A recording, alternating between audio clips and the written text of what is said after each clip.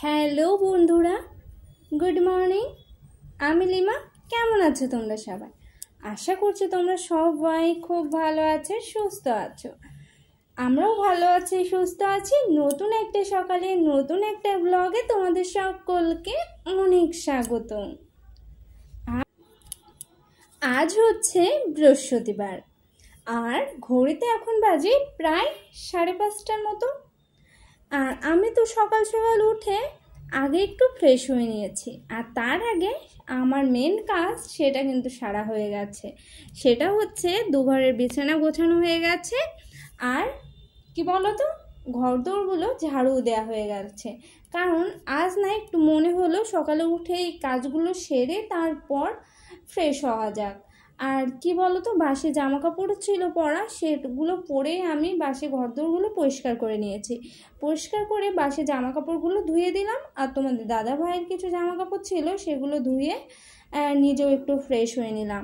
আর এই যে এখন ব্রাশটা করে নেব, কারণ ব্রাশটা করা হয়নি, একটু খেয়াল ছিল না, ভুলে গেছি। তা যাক, সকালবেলা আমি তো একটু পরেই স্নান করে নেব, কোনো ব্যাপার না। আর তোমাদের দাদাভাইয়ের জন্য করতে দিলাম চা।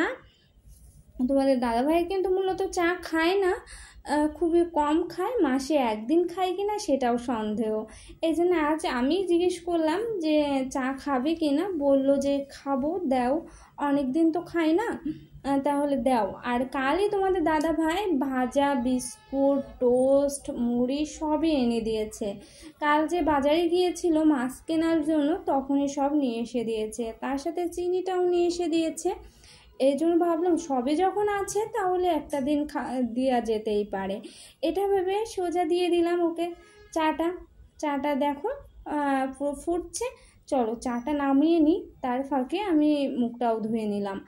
আর সংসারের কাজকর্ম দেখবে, আমরা যদি একটা টার্গেট কিংবা একটা স্টেপ বাই স্টেপ করি, তাহলে দেখবে সংসারের কাজগুলো যেন অনেকটা সহজ হয়ে যায়। আর আজকের ভিডিওটা আমি সকাল থেকে সন্ধ্যা অবধি তোমাদের সাথে শেয়ার করব, সন্ধ্যা অবধি কিংবা রাত অবধি। আশা করছি তোমাদের ভিডিওটা ভালো লাগবে। আর এই যে কালকের রাতের বাসনগুলো টেবিলের উপরেই ছিল, সেগুলোও একটু মুছে গুছিয়ে রাখছি, কারণ দেখতেই পাচ্ছ টেবিলের উপরে জিনিসের শেষ নেই। তোমাদের দাদাভাইয়ের জন্য চিনির কৌটো নিয়ে এসে রেখেছি, মুড়ি ভিজিয়েছিলাম এই জন্য মুড়ির কৌটোটা রয়েছে, তারপরে বিস্কিট রয়েছে, এগুলো সবই রয়েছে টেবিলের উপরে। এক এক করে পুরোটাই সরিয়ে ফেলবো। তার আগে চলো টেবিলটা মুছে নিই, কারণ তোমাদের দাদাভাইয়ের জন্য চাটা রেডি করতে হবে।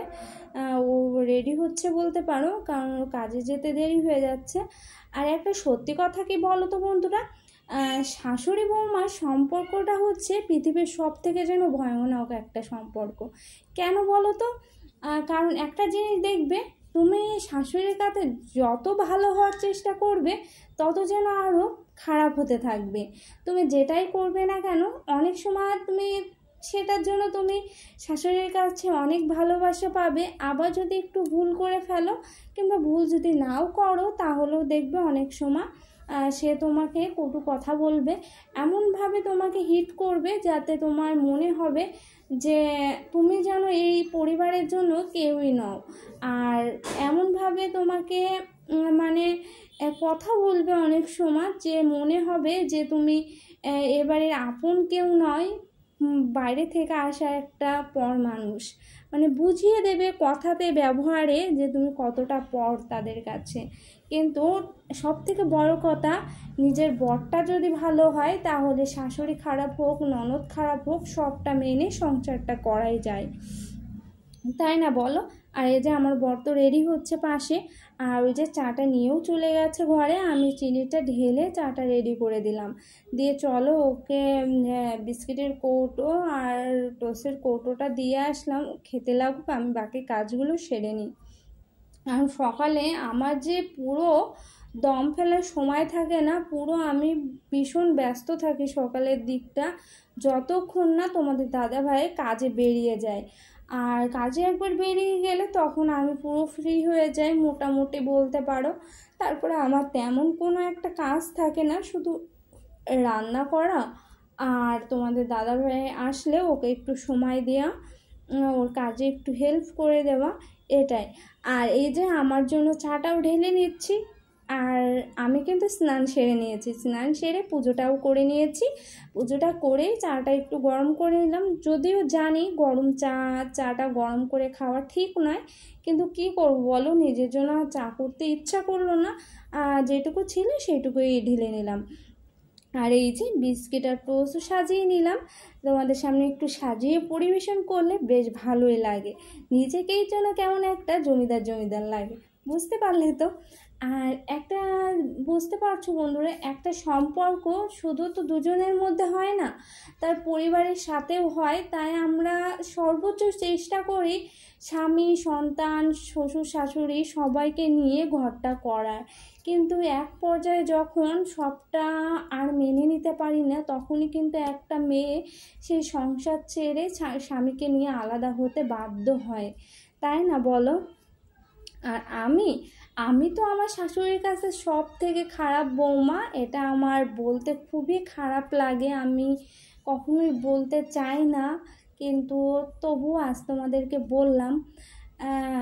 পৃথিবীর সব থেকে খারাপ বৌমা আমি মেনে নিয়েছি যে আমি খারাপ, হয়তো আমার কোনো ত্রুটি আছে, এজন্য আমি তাদের কাছে কখনোই ভালোবাসা পাইনি, আর হয়তো পাবও না কোনো দিন। কিন্তু একটা ভরসার জায়গা আছে, যেটা হচ্ছে আমার বাপের বাড়ি আমাকে দেখে না, আমার শ্বশুর বাড়ি আমাকে দেখে না, কিন্তু আমার বর আমাকে ভীষণই ভালোবাসে, এটা নিয়েই আমি সারা জীবন থাকতে চাই। আর একটা কথা কি জানো বন্ধুরা, টাকা পয়সা দিয়ে না সব সব সুখ শান্তি হয় না গো। তাই ভালোবাসাটা দুজনের প্রতি ভালোবাসাটা থাকাটা ভীষণই দরকার। আর একটা সংসার সুখের হয় কিন্তু এই ভালোবাসার জন্যই, এটা তোমরা কারা বিশ্বাস করো আমাকে জানিও তো। আর এই যে প্রায় 1-2 ঘন্টা পর আসলাম রান্নাঘরে, আর আজ করব পুঁইশাক আলুর চচ্চড়িটা করব, ভিতরে একটা মাথাও দেব ভাবছি। আগে কোনো দিন করেছি কি না, 1-2 বার হয়তো করেছি, খুব একটা করিনি, কারণ তোমাদের দাদাভাই ওই যে মাছ বেছে খেতে গেলে তার তো একেবারে জীবন অষ্টাগত হয়ে যায়, এই জন্য আমি দিই না সব কিছুতে। আর মাছটা আমি সবসময় বেছে দেওয়ারই চেষ্টা করি, যতটা পারি বেছে দিই। আর এই যে তরকারিটা আমার হয়ে গেছে, চলো মাথাটা একটু দিয়ে নামিয়ে নিলাম, মাথাটা একদম ভেঙে দিইনি, আস্তই আছে। আর দুপুরে আর রান্না করব আলু পটলের তরকারি, আর তার সাথে হচ্ছে পুঁইশাকের পাতার বড়া। এই তো আজকে আমাদের দুপুরের রান্না শুধু এই সবজিটাই তোমাদের সাথে শেয়ার করলাম, আর বাকিটা তোমাদের সাথে শেয়ার করা হয়তো হবে না, কারণ তোমাদের দাদাভাই বাড়িতে রয়েছে, ও একটু ঘুমিয়েছে, এজন্য আমি আর ক্যামেরা অন করতে পারিনি, এই জন্য তোমাদের সাথে শেয়ারও করা হয়নি। আর খাওয়া দাওয়াটাও করে নিয়েছিলাম, খাওয়া দাওয়াটা করে একটু রেস্ট নিয়েছিলাম, ঘুমাতে তো পারিনি কারণ প্রচণ্ড গরম, আর এই গরমে ঘুমানো মানে জীবন আরও শেষ হয়ে যাওয়া। কেন বলো তো, মানে প্রচুর পরিমাণ ঘামতে হয়, 2-3 ফ্যান দিয়ে রাখলেও তো আর গরম যেন কাটে না, এমন একটা ব্যাপার। আর এই যে সন্ধ্যার সময় চলে আসলাম, সোজা স্নান করে নিয়েছি, সন্ধ্যা লাগার পরই সন্ধ্যেটা উতরে যাবে বলে আগে আমি রেডি না হয়ে আগে সন্ধ্যেটা দিয়ে নিচ্ছি, কারণ সন্ধ্যেটা না দেওয়া হওয়া পর্যন্ত মানে আমার মনটা কেমন শান্ত হয় না, জানো তো। আর তোমাদের দাদাভাই বেরিয়ে গেছে একদম সন্ধ্যের আগ দিয়ে, এই জন্য আরও আমি সন্ধ্যাটা না উতরানোর আগে সন্ধ্যেটা সেরে নিলাম। সন্ধ্যেটা দেওয়া হয়ে গেছে, চলো ঘরে একটু দেখিয়ে দিই ধূপকাঠিটা, যাতে আমরা সুখে শান্তিতে সংসার করতে পারি। ভগবানের কাছে শুধু একটাই আশা, যাতে আমি স্বামীর সাথে ভালো থাকতে পারি, সবাইকে নিয়ে ভালো থাকতে পারি, আর তোমাদের সাপোর্ট পাই, এইটুখানিকে চাই, তোমরাও আমার পাশে থেকো। আর আজকের ভিডিওটা তোমাদের কেমন লাগলো সেটা কিন্তু কমেন্টে জানাতে ভুলো না। আর আমার কাজকর্মের কোনো একটু অংশ যদি তোমাদের ভালো লাগে কিংবা মন ছুঁয়ে যায়, তাহলে অবশ্যই কিন্তু একটা লাইক করে দিও আর কমেন্ট করে জানিও তোমাদের মতামত, আর এভাবে আমাকে ভালোবাসা দিও। আশা করছি নতুন নতুন ভিডিও তোমাদেরকে উপহার দিতে পারবো। আর এই যে সন্ধে দিয়ে চলে এসেছি, একটু রেডি হব, কারণ প্রচণ্ড ঘেমে গেছি পুরো, একটু পাউডার লাগিয়ে নিচ্ছে মুখে, আর সিঁদুরটাও পরা হয়নি ভালো করে, সিঁদুরটাও পরে নেব। আর আজকের ভিডিওটা তোমাদের এই পর্যন্তই বন্ধুরা। আজকের ভিডিওটা সকাল থেকে রাত অবধি বলো, সন্ধে অবধি বলো শেয়ার করলাম। আশা করছি ভালোই লাগবে তোমাদের। তাহলে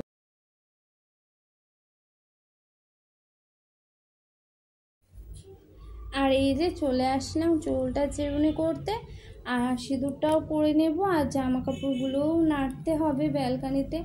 আর দেখি সন্ধ্যার দিকে একটু বেশ বাতাস দিচ্ছে, বাইরেটা একটু বৃষ্টি হওয়ার না খুবই প্রয়োজন, কারণ গরমটা না নেওয়া যাচ্ছে না গো। এত প্রচণ্ড পরিমাণ গরম পড়ছে, প্রচণ্ড কষ্ট হয়ে যাচ্ছে। মানে একটুখানিকও মানে শান্তিতে নিঃশ্বাস ফেলার মতো অবস্থা নেই, এত তীব্র গরম আমাদের এখানে।